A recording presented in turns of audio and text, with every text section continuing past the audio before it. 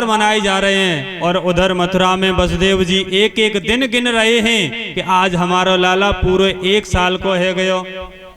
भगवान जाने उस बाको नाम कहा रखो होएगो। 1 साल के भगवान है चुके हैं। अपने कुल पुरोहित गर्गाचार्य जी के पास में एकांत में वसुदेव जी जाकर कहते हैं, क्या कहा है, महाराज आप हमारे कुल पुरोहित हो, हमारी हार्दिक इच्छा है कि आप अपने मुखारविंद से मेरे पुत्र का जाकर के नामकरण संस्कार करें, आपकी बड़ी कृपा होगी। तो गर्ग जी तैयार हो गए और चल दिए पैदल पैदल नंद भवन को। नंद भवन में आए हैं गर्गाचार्य जी ने जब परिचय दिया तो नंद बाबा बड़े प्रसन्न हुए, बड़ा ही स्वागत किया है गर्गाचार्य जी का। बोले महाराज, नंद बाबा ने कहा है महाराज आप भले आए, आप हमारे बच्चों के बारे में कुछ बताओ, उनके बारे में बताओ कि हमारे बच्चे कैसे होंगे। गर्गाचार्य जी बोले बताओ अपने बच्चों के नाम, तुम्हारे बच्चों के नाम क्या है, अब नाम रखे हुए तब तो बताएं। नंद बाबा बोले अरे बाबा हम तो भूल ही गए, अपने बच्चन को नाम तो हमने रखो ही ना है, 1 साल बीत गई, बताओ बच्चन को नाम ही ना रखो बाबा ने। अब तो कहा है कि महाराज अगर आप आ ही गए हैं तो आप ही दोनों मेरे दोनों बालकों का नामकरण संस्कार करें। तो क्या हुआ, गर्गाचार्य जी बोले कि नामकरण तो हम कर देंगे लेकिन चुपचाप करेंगे। क्यों, अगर खुलेआम करेंगे तो कंस जान जाएगा कि यही दोनों वसुदेव के पुत्र हैं, इसलिए चुपचाप गौशाला में जाकर के नामकरण संस्कार की विधि हुई है। और उसमें क्या हुआ, नंद बाबा ने यशोदा मैया से कहा है कि आप दोनों पुत्रों को लेकर के गौशाला में आ जाएं। बहुत बड़े संत आए हैं, बहुत पहुंचे हुए संत हैं। मैया ने सोचा कि जे रोजाना कोई ना कोई संत हमारे यहाँ आ जाते हैं, आज जिन्हें की परीक्षा ले लो जे कितने बड़े संत हैं। तो क्या हुआ, दोनों माताओं ने अपने पुत्रों की अदला बदली कर ली है। यशोदा ने बलराम भैया को ले लिया अपनी गोद में और रोहिणी ने कृष्ण कन्हैया को अपनी गोद में ले लिया है। दोनों माताएं गौशाला में पहुंची हैं, बाबा के सामने बैठी हैं। बाबा ने जैसे ही कृष्ण कन्हैया लाल को देखा उनकी तो समाधि लग गई। समाधि इतनी देर की लगी, मैया घबराने लगी कि बाबा को कहा है गयो, अबे तो अच्छो खासो बैठो तो, लेकिन अब जाने कहा है गयो जाए। बोली बाबा बहुत देर है गई, छोरन के नाम तो बताओ। बाबा कोई प्रत्युत्तर नहीं दे रहे। थोड़ी देर में समाधि खुली, होश संभाला और बोले का क्या, अहम अयम ही रोहिणी पुत्रो रमयना सुदृढ़ो गुणे आख्यास्यते रामयते बलाधिक्याद बलम विदो। यशोदा तेरी गोद में जो लाला है वो रोहिणी पुत्र है, बड़ा बलशाली निकलेगा, हम इसका नाम बलराम रखते हैं। महाराज जब छोटे छोरा को नाम कहा है, मैया या बोले मैया या के तो अनेकों नाम हैं, या को कोई एक नाम ना है, जाके तो हजारों नाम हैं। और क्या पूछा, बहूनि सन्ति नामानि रूपाणि च सतोष्यते गुणकर्मान् रूपाणि तान्यहं वेदनो जना। मैया वैसे तो जाके हजारों नाम हैं, पर इस समय हम या को नाम श्री कृष्ण रखते हैं। मैया बोली बाबा कछु सीधो सो नाम बताओ, अच्छो लगे। बाबा बोले एक। अब मैया कहती हैं बाबा आपने नाम तो रख दियो, अब एक काम और करो। कहा कि मेरे लाला के बारे में कछु बताए दो, मेरे लाला बड़े है कि कहा करेगो। बाबा बोले अच्छा ये बात है तो सुनो, तुम्हारो लाला आगे चल के कहा करेगो। बाबा बोले नंबर 1 को चोर बनेगो। कौन बनेगो? काऊ की मैया ते कहो कि तेरो लाला बड़े है कि चोरी करेगो तो का करेगी? बाबा की खोपड़ी में ईंट मार देगी है। बाबा कहते हैं कि तेरा लाला एक नंबर का चोर बनेगा, चोरों का सरदार होगा। अब बोली मैया बाबा तो जी बताओ काहे की चोरी करेगो? तो बाबा बताते हैं क्या, ब्रजे बसंतम नवनीत चौरम गोपांगनानाम चदकुल चौरम अनेन जन्मार्जित पाप चौरम चौरांग्रगण्यम पुरुषम नमामि। गर्गाचार्य जी बोले मैया तेरा छोरा माखन चुरावेगो, गोपिन के चीर चुरावेगो और जो जाके सामने आ जावेगो बाकी जे जन्म जन्मांतर के पाप चुराए लेगो। मैया प्रणाम करके भीतर चली गई।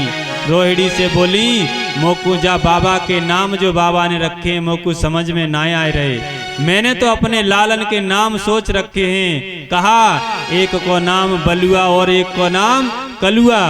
क्यों? बलराम का नाम बलुआ रखा और कृष्ण का नाम कलुआ रखा है माता ने। कितने बढ़िया नाम है। बोलो राधे राधे। आगे की कथा है माखन लीला। क्या? जब भगवान घुटनों का सहारा लेकर चलने लगे हैं तब अपने ही घर में लीलाएं करने लगे और सूने घर में स्वयं ही माखन चुराते थे। क्यों? चोरी करना कहाँ से सीखेंगे? पहले अपने घर से ही चोरी करना सीखेंगे। तो अपने घर में माखन चुराने लगे हैं। उनकी दृष्टि क्या मड़ी के खम्भे पर पड़ी और अपना प्रतिबिंब देखकर डर गए और चिल्लाते हैं मैया मैया कहाँ है? मैया बोली कहो कहाँ भयो?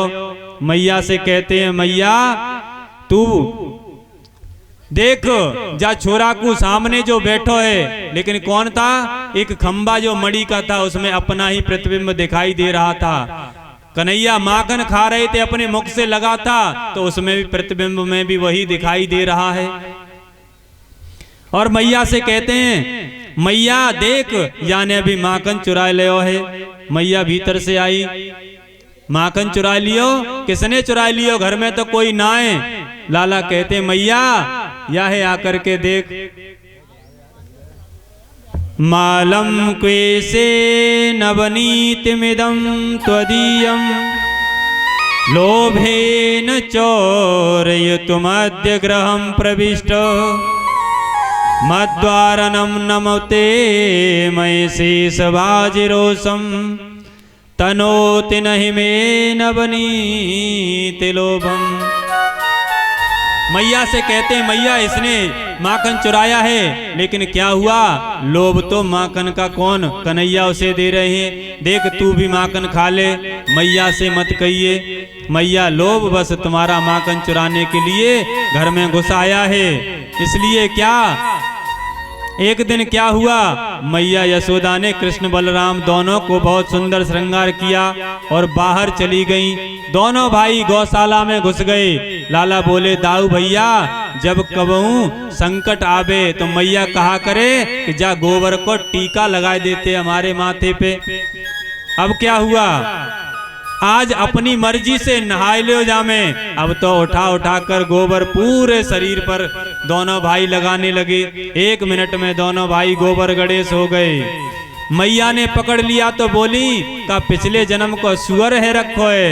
लाला बोले बलराम से भैया देख मैया पहचान रही है, पहले हम सुअर बने थे ना एक जन्म में, तो मैया ने ठीक पहचाना है कि हम पहले जन्म में सुअर थे। बड़ी ही सुंदर झांकी है लाला की। भगवान थोड़े बड़े भये विचार किया कि गोपियां रोज मेरे यहाँ छुप छुप कर मेरा दर्शन करने आती हैं, क्यों ना इनका मनोरथ पूरा किया जाए, इनके घर चला जाए। अब कोई बहाना तो चाहिए। अब क्या हुआ? भगवान ने छोटे छोटे ग्वाल बालों को इकट्ठा किया। बोले मित्रों आज हम लोग कुछ नया खेल खेलेंगे। और बोले हैं क्या? कौन सा खेल? कन्हैया बोले चलो आज चोरी चोरी खेलेंगे। कृष्ण के जो सखा थे वो कहते लाला चोरी करे वो हमें सिखाए रहो है, घर पे जाएंगे तो मैया मारेगी। और ग्वालों ने कहा लाला जे कोई खेल ना है, मैया सुनेगी तो ऐसी पिटाई करेगी कि छठी को दूध याद आ जाए वो। कन्हैया बोले हम कोई रुपया पैसा की चोरी थोड़ी करेंगे। तो काहे की करेगो लाला? बोले माखन चुराए के खावेंगे। सखा बोले का तेरे घर में भुखमरी पड़ गई है जो माखन चुराए के खावेगो? तेरे घर में 9 लाख गाय हैं, इतना सारा माखन है तेरे घर में, लेकिन चोरी करके काय को खावेगो? तब बोले हैं देखो, जो चोरी के माखन में आनंद है वो घर के माखन में आनंद नहीं है। मेरे घर में तो कोई भी कमी ना है, लेकिन जायज देखो ये श्रीदामा बगल में बैठो है, सूख सूख के पांजर है रखो है? जाकी मैया जाको कबो माखन ना दे, तो जासे मैंने तुम्हारे लिए चोरी करवे की बात करी है, मेरे घर में तो बहुत माखन है। सब कहे कि माखन ना मिले, जासू कमजोर है रखे सबके सब। अब तो मक्खन घर में खूब होवे, पर मैया मथुरा में जाकर के बेच देती हैं। सब ग्वाल बाल कहते हैं हमें माखन खाए ना मिले, तो कृष्ण कन्हैया कहते हैं आज से मैं तुम सबको माखन खिलाऊंगा। और ग्वाल बालों को साथ में ले जा करके घरों में चोरी करने की मंत्रणा बनाते हैं। और कहते हैं, सखा कहते हैं तो बता कहां करें पहले अभ्यास, पहले चोरी का अभ्यास कैसे किया जाए? तो अभ्यास कहां करें? बोले अपने अपने घर में। सब लोग अपने अपने घर में पहले चोरी करो, अगर पकड़े गए तो कोई बात ना, 2-4 थप्पड़ पड़ेंगे, और ना पकड़े गए तो सोच लियो कि चोरी करने में सफल हो गए, चोरी करना सीख गए। अब क्या हुआ, सबने अपने अपने घर में चोरी करना प्रारंभ किया है। कछु पकड़े गए और कछु सुरक्षित लौट के आए हैं। आगे मीटिंग भई है, सबने अपनी अपनी बात बताई। जो पिट के आए वे बोले लाला तू चोरी कर, हम कबऊ ना करेंगे, मैया ने बहुत मार लगाई है, आज के बाद चोरी ना करेंगे। क्यों भैया? मैया ने ऐसी पिटाई करी है कि पीठ लाल है गई है। कन्हैया बोले राम राम, कितनी शर्म की बात है, पहली बार चोरी करी और पहली बार में ही पकड़े गए हैं, शर्म ना लगी तुम्हें? चोरी करवो सीखो तो हम पे सीखो ना, हम तुम्हें सिखाएंगे। ग्वाल बाल बोले लाला तेने का चोरी का कोर्स कर रखो है। कन्हैया बोले मैं बहुत बड़ा चोर हूँ, मैं तुम्हें चोरी करवो सिखाऊंगा। एक बात बोलो, मंडली को ना